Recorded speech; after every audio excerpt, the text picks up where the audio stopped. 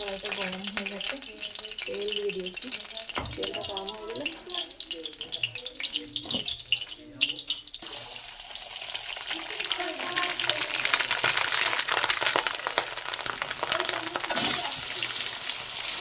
ডিমগুলো নুন হলুদ মাখিয়ে রেখেছিলাম দিয়ে ভেজে নেব। ভাজা হয়ে গেছে, এবার আমি নামিয়ে নেব।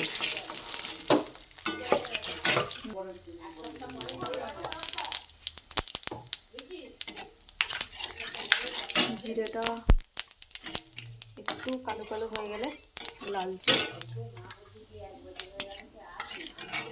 দিয়ে দেবো পেঁয়াজ।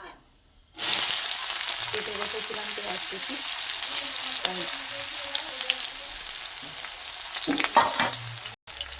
দেখো পেঁয়াজটাকে একটু লাল লাল করে ভেজে নেব।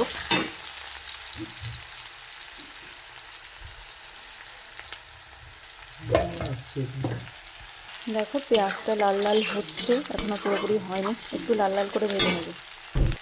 এইদিকে মিক্সচারের মধ্যে আমি পেস্ট করে রেখেছিলাম আদা জিরে, একটু পেঁয়াজ টমেটো কেচাপ দিয়ে দিলাম সব।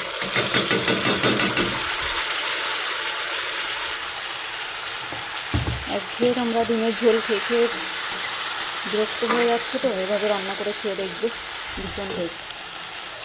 দেখো কষানোটা একটু হয়েছে, তখন আমি আমাকে দিয়ে দেবো হলুদ গুঁড়ো যতটা লাগে পরিমাণ মতো। যেহেতু আমি কাঁচা লঙ্কা দিয়েছিলাম তার জন্য আমি শুকনো লঙ্কাটাকে কালারের জন্য দেবো। নুনটা আমি বেশি দিয়েছিলাম একটু আলুটা সেদ্ধ করার সময়, যার জন্য এখন আমি দেবো না, যদি প্রয়োজন হয় পরে দেবো। দেখো মশলাটা কষানো হয়ে গেছে, দিয়ে দিচ্ছি নুন হলুদ মাখিয়ে রাখা আলুটা। দেখো মশলাটা লেগে লেগে যাচ্ছে, তার জন্য আমি একটুখানি জল অ্যাড করে দেবো। দেখো খুব অল্প পরিমাণে জল দিয়ে দিয়েছি যাতে মশলাটা লেগে না যায়, আমি আলুটাকে ভালো করে কষাতে পারি।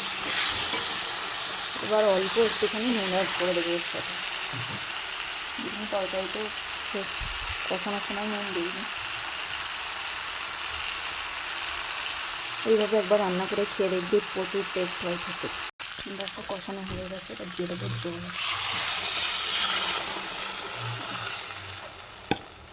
দেখো এটা কিন্তু অরিজিনাল কালার, আমি কোনো ফুড কালার ইউজ করি না।